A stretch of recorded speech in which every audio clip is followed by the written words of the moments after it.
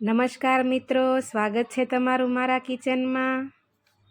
આજે મેં બનાવી છે સ્વાસ્થ્ય માટે ખૂબ જ ગુણકારી અને હેલ્ધી એવી ગુજરાતી સુખડી। વાતાવરણ ઠંડુ હોય ત્યારે બાળકો માટે સુખડી જરૂર બનાવવામાં આવે છે। ઘી અને ડ્રાયફ્રૂટથી લચપચતી સુખડી લગભગ બધાને જ ભાવે છે। સુખડી બાળકોના હાડકાને પણ મજબૂત કરે છે। સુખડી બનાવવાની રીત લગભગ બધાની અલગ અલગ હોય છે। મેં અહીં બધી વસ્તુના પરફેક્ટ માપ સાથે બનાવી છે।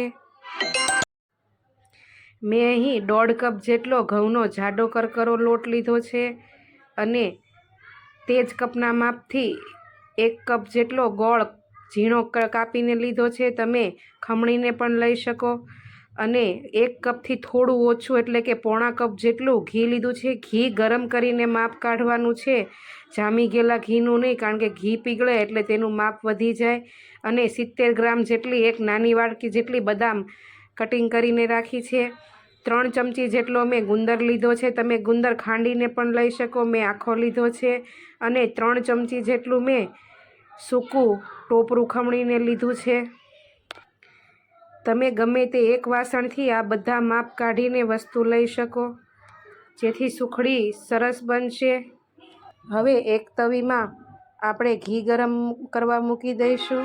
ઘીનું પ્રમાણ તમે થોડું ઓછું રાખજો, પછી તમને એવું લાગે કે થોડુંક કઠણ સ્ટ્રક્ચર છે તો તમે ઉપરથી પણ 2-3 ચમચી નાખી શકો અને અત્યારે વધારે નાખી દો તો પણ ચાલે।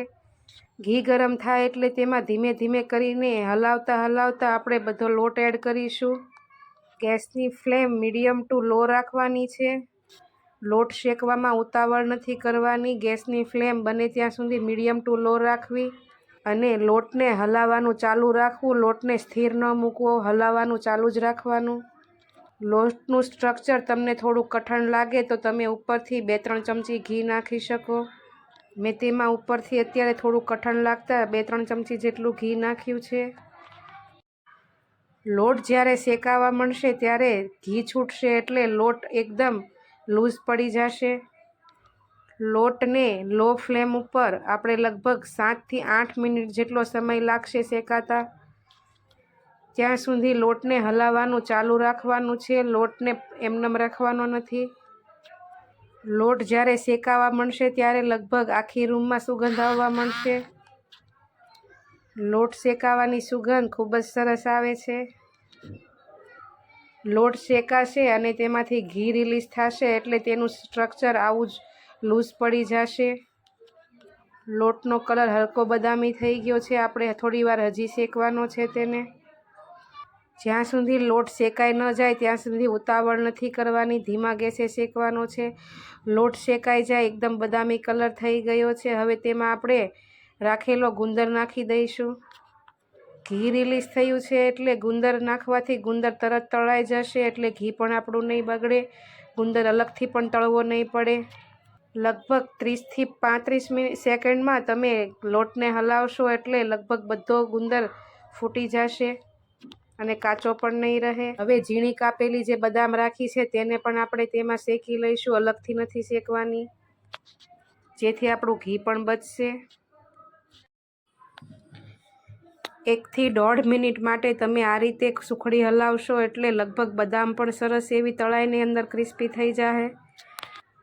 આ રીતે ઇન્ગ્રેડિયન્ટ તૈયાર કરીને લગભગ તમારે 15 મિનિટમાં સુખડી બની જશે। હવે તેમાં આપણું ખમણેલું ટોપરું પણ નાખી દઈશું અને તેને પણ 30થી 35 સેકન્ડ માટે લોટમાં હલાવીને બરાબર શેકી લઈશું। આ બધું લો ફ્લેમ ઉપર શેકવાનું છે, ગેસની ફ્લેમ નથી વધારવાની। હવે લો ફ્લેમ ઉપર જ આપણે તેમાં થોડોક જે રાખ્યો છે તે ગોળ એડ કરશું। ગોળ તમે જે રીતે ગળું ખાતા હોય તે પ્રમાણે લઈ શકો, તમે થોડોક વધારે નાખવો હોય તો પણ નાખી શકો, પણ એટલું માપ લગભગ બરોબર જ છે। ગોળ થોડો અંદર પીગળવા લાગે અને મિક્સ થવા લાગે એટલે આપણે ગેસની ફ્લેમને બંધ કરી દઈશું। જો સુખડી તમારે પોચી કરવી હોય તો તમે ગેસની ફ્લેમ બંધ કરીને તવી નીચે ઉતારીને પછી ગોળ નાખો। મારે થોડી કરકરી કરવી છે એટલે મેં ગેસની ફ્લેમ લો રાખીને તેમાં ગોળ નાખીને મિક્સ કર્યો, પણ ગોળ થોડોક પીગળવા લાગે એટલે ગેસની ફ્લેમ બંધ કરી દેવી, નકર સુખડી વધારે કઠણ થઈ જાય. ગોળ બરાબર મિક્સ થઈ ગયો છે તમે જુઓ તેમ, અને સુખડીનો કલર પણ બ્રાઉન સરસ થઈ ગયો છે. હવે આપણે તેને નીચે ઉતારી લઈશું. સુખડી તમારે જેમ પાતળી કે જાડી પાથરવી હોય તે પ્રમાણેની થાળી કે ડીશ લઈ તેમાં પહેલાં ઘી નાખીને આપણે આખી થાળીને સાઈડની કોરેને બધે ગ્રીસ કરી લેશું. થાળીને ગ્રીસ કરીને હવે તેમાં આપણું મિશ્રણ નાખીશું. સુખડી તમારી જે રીતે જાડી પતલી રાખવી હોય તે રીતે વાસણમાં પાથરવી. સુખડીને આપણે તવેથા કે વાટકાની મદદથી આખી થાળીમાં એક સરખી પાથરવી દેવી. જો તમે મારી ચેનલ સબસ્ક્રાઈબ ન કરી હોય તો સબસ્ક્રાઈબ કરી લેજો અને બેલ આઇકન જરૂરથી દબાવજો, જેથી તમને મારી આવી નવી નવી રેસીપીના નોટિફિકેશન મળતા રહે. અને જો તમને મારી વિડીયો ગમતી હોય તો લાઈક જરૂર કરજો અને શેર ને કોમેન્ટ આપવી ભૂલતા નહીં. સુખડીને આપણે થાળીમાં વાટકા કે આવી રીતે તવેથાની મદદથી એક જ સરખી રીતે કોર પણ જાડી પતલી ન રહે તેમ એક સરખી પાથરી દેશું. ઉપર ઘી પણ બહુ નથી આવ્યું અને જોવામાં પણ સરસ લાગે છે. આ રીતે સુખડી બરાબર એક સરખી પાથરીને પછી આપણે લગભગ તેને 15થી 20 મિનિટ માટે ઠરવા દેશું ને પછી તેમાં કાપા પાડીશું. ગરમે ગરમ સુખડીમાં કાપા ન પડાય. સુખડીને થોડી ઠરવા દેવાની છે. 15-20 મિનિટ જેવું થઈ જાય પછી આપણે ગમે તે ધારવાળી વસ્તુથી, ચાકુ કે તવેથાથી આ રીતે આપણે જવડા માપના ટુકડા કરવા હોય તેવી માપથી આપણે કાપા મૂકી દેશું. તમે જુઓ તેમ સુખડીનો ભૂકો નથી થતો, એક જ સરખા ચોરસ બટકા થઈ ગયા છે અને મોંમાં નાખો ત્યાં પીગળી જાય એવી સુખડી બની છે.